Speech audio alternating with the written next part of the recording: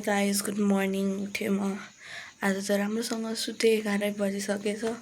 उठ्न सक्ने आधी घन्टा अगाडितिर उठ्यो तर मस्त टिकटक बसिरहेको थिएँ।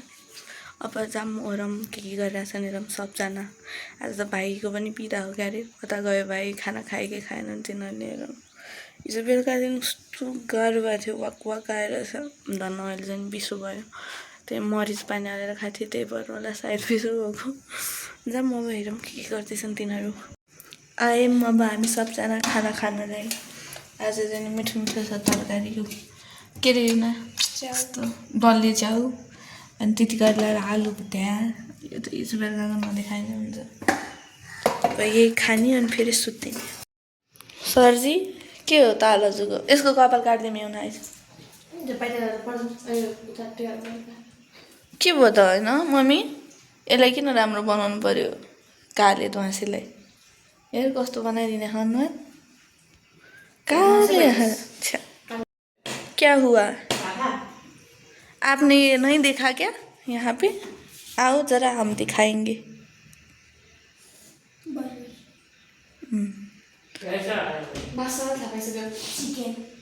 चिकन कहाँ गएर आएको त?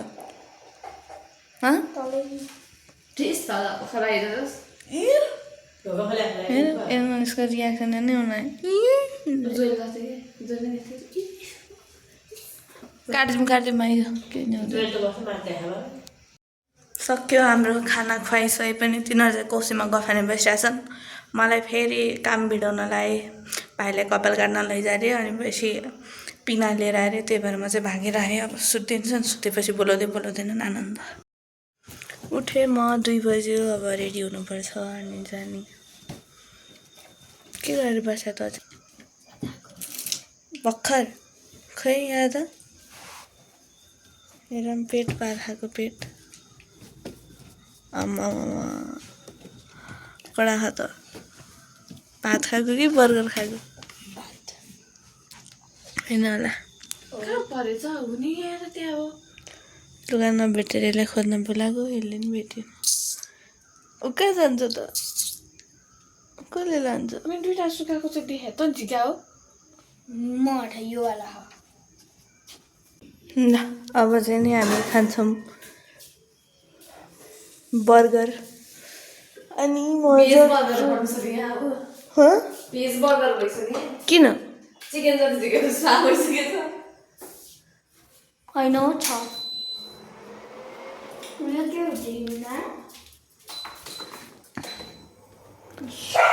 अब एउटा मात्रै बाँकी अनि बरु पुरै बर्गर खान्छु तताइदियो भन्न सकेन? काटेर दिन्थ्यो तिमीले त भातमा खाएको होइन। अबदेखि मरि कति ल्याइदिन्छु भने त बस्न। जति गरे नहुने रहेछ यिनीहरूलाई, जति माया गरे नहुने रहेछ होइन।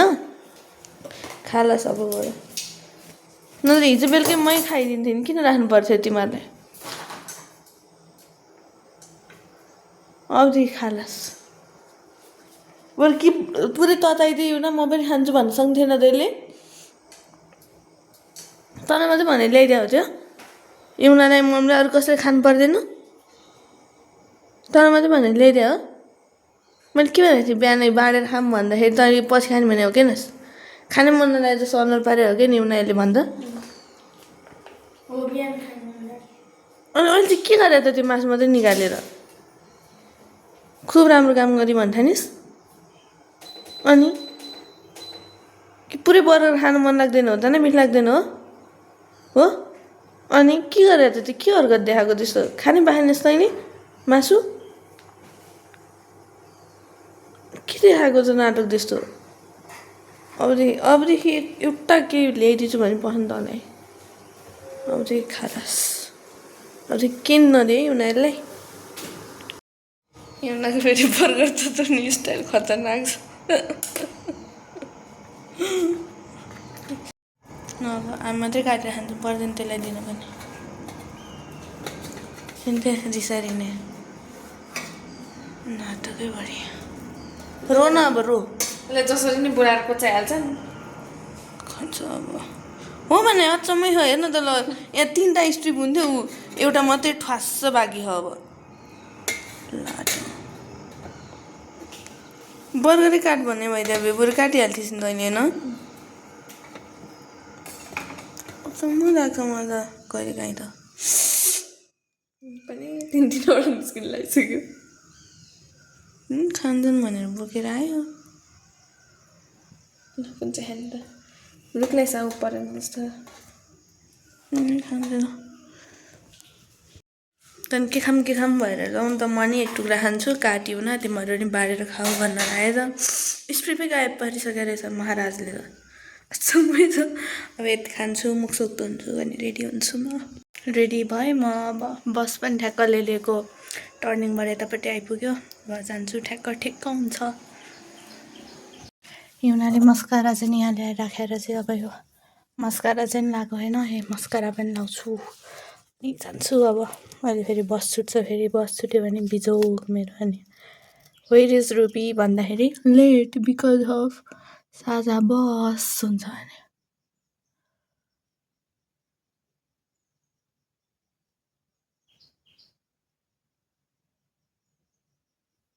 हिजो आज टाइम भएको भएर मैले एभ्री डे पुरै आँखामा गाजर लाएर जान भ्याइरहेको छु फेरि भोलिपर्सि नभएको बेलामा अनि बिरामी भएर जस्तो देख्छ गएँ म अब यो मेरो आजको नि आउटफिट चाहिँ हिजो चाहिँ लाएको थियो त्यही आज पनि बाई बाई ब्राउनी हिजो त फर्स्ट दिन भएर होला निन्द्रा नपुगेर कस्तो गाह्रो भएको थियो अब बानी परेपछि त नाइट ड्युटी नै ठिक छ लास्टमा हिँड्ने बेला मस्कारा लगाएको यस्तो छ त्यही भएर makeup is dangerous to our face because it can make you prettier and the worst also तर अस्तिको भन्दा यो चोटिको नाइट ड्युटीमा साझा बसले चाहिँ एकदम फेभर गरिरहेछ मलाई ठ्याक्क भेटिरहेछ आज नि ठ्याक्क आइपुगेँ बस पनि ठ्याक्क आइपुग्न लाग्यो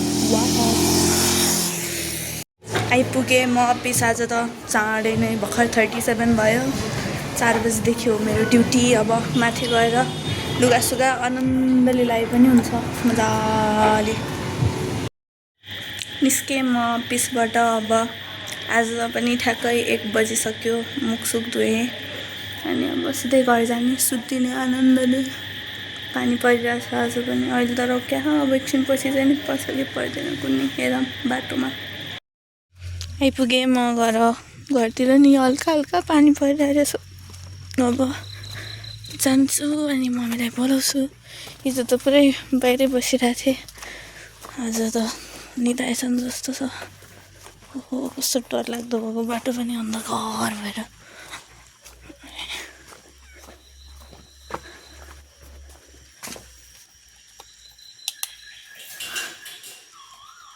कस्तो कालो देखा तम्मी मम्मी निदाए जस्तो मस्त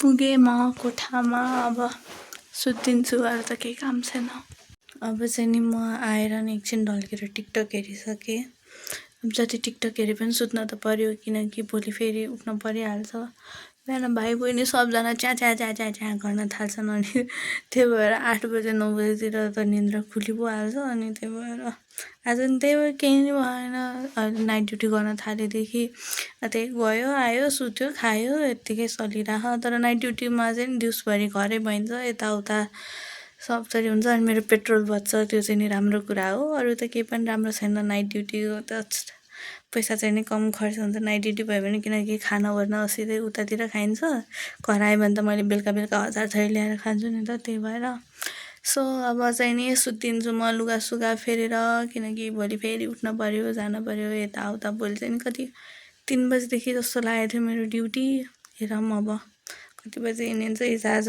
साझा बस चाहिँ धन्न फेभरमै छ मेरो त्यही हो अब आजको दिन पनि यतिकै कटिहाल्यो भोलि के हुन्छ हेरौँ न च्यानलमा नयाँ हुनुहुन्छ भने सब्सक्राइब गर्नु होला अनि पछि लाइक कमेन्ट सेयर गर्न नबिर्सिनु होला बाई बाई गुड नाइट